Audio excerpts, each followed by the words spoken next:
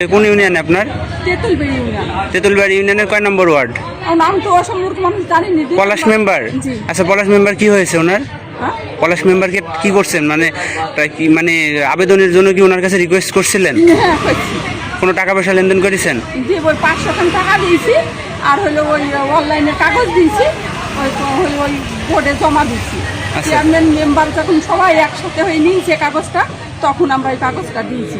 উনি কাগজ জমা নিয়েছে আপনার কাছ থেকে? হ্যাঁ, নিয়েছি।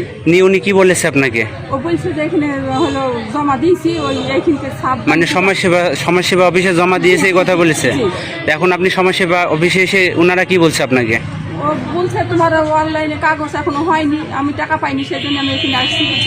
এখনো হয়নি তো। কিসের টাকা পাইনি? টাকা বিধবা ভাতা। ও, আপনার টাকা এখনো হয়নি, মানে আবেদন জমা না করলে তো টাকা হবে না, এটাই তো নিয়ম।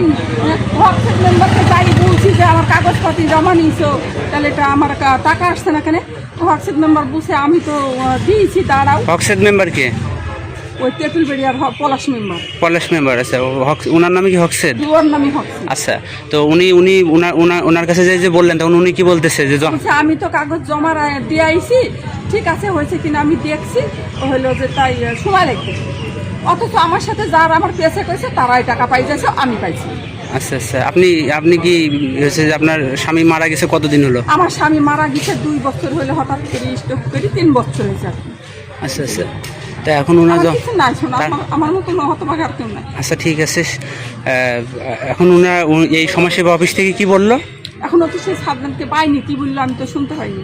ও আচ্ছা আচ্ছা, সাবধানকে পাইনি এখন। ঠিক আছে। জি।